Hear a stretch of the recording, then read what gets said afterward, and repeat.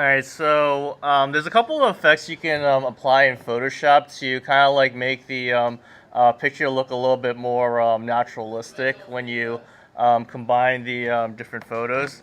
So like here's an example of like what you can do. So like with this deer park here in the background, it kind of looks like it's out of place when I put that bottle in the background of the picture. So there's a couple of different effects you can do in Photoshop. You can create shadows on the bottle. You can create a drop shadow on it. You can create like an artificial light source. So you're kind of like creating like a special stage for like the objects or things that you're advertising in the photo.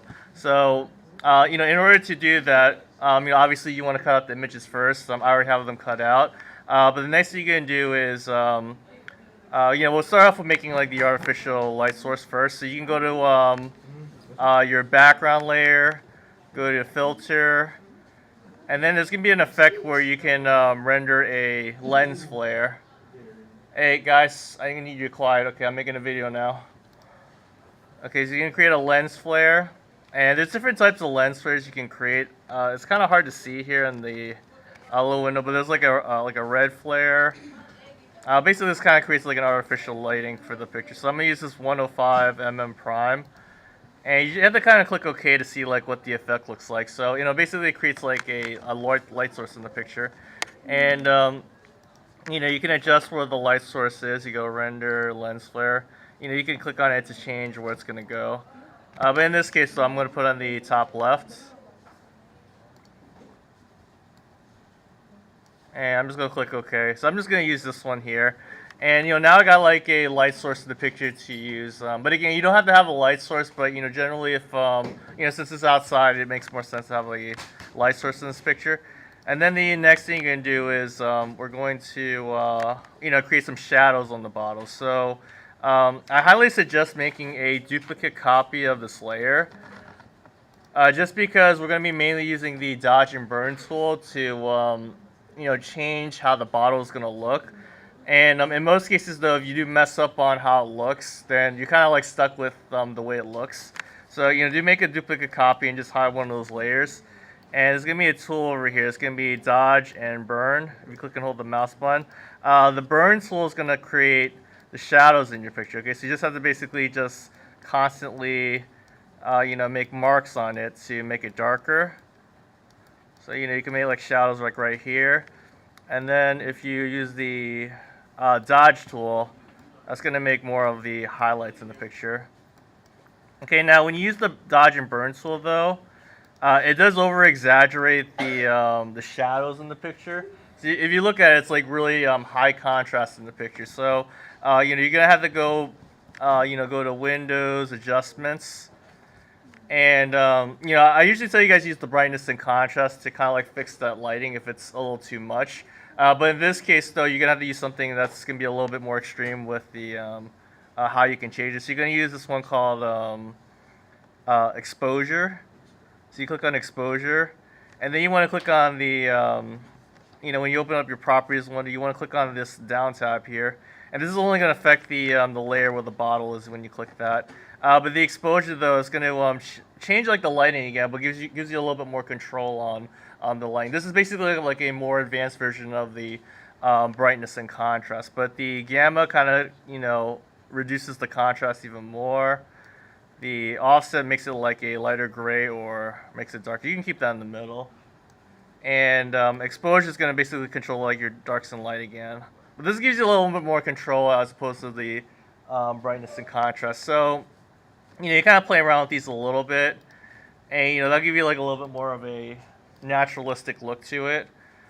So after you're done with that part, then the only thing we're going to do is we're going to create a drop shadow on the this part here. So the easiest way to create a drop shadow is you're going to okay, so after you've made those effects, we're going to have to make this into a separate layer. So we're going to duplicate this layer one more time. And then with the layer on the bottom is where we're going to create your drop shadow. You're going to just delete the layer mask. And as you're deleting the layer mask, you want to click apply to remove the layer mask. And this is going to make it into a kind of like a separate object without the layer mask. So since it's now a separate object, you can lock the layer, and when you lock it, it basically allows you to only just color in that specific area. So we're going to actually use the black brush, change it to 100 opacity, and this is going to basically make it black. So this basically this black sheet that we're using is going to be the shadow of the bottle. So we're going to do Command T to rotate it. So I'm actually going to just rotate it to the side, just because I want the bottle to be laying flat. It's going to go behind here, and I'm just going to double click it, and then we're just going to change the opacity to you can do like 50 or 60. So basically it's like kind of creating like your drop shadow, and then from here, you're gonna have to kind of warp the or distort the shadow a little bit in the picture. So if you remember before, like we did edit and we did the transform. This is like another example where you can use like the distort transformation. You can distort it to the point where it's kind of like creating more of like a natural shadow in the picture. So I'm actually gonna have it go out a little bit further. Put the shadow. You can also use the arrow keys to move it around. And I'm also going to rotate it a little bit more down that way, just so it follows that shadow. But again, this requires a little bit more work in Photoshop to do this, but it kind of creates more like a naturalistic effect in the picture. So I'm actually going to distort it a little bit more, just because. Another thing you can do too is you can use the perspective. So perspective kind of just like, that really kind of plays around like the perspective. So you have like those converging angles in the picture. And then you just have to kind of play around with like all the different transforms to kind of create like the more naturalistic effect. And then the last thing you can do is you can go to filter, blur, Geschwand blur. If your shadow's a little too extreme, you can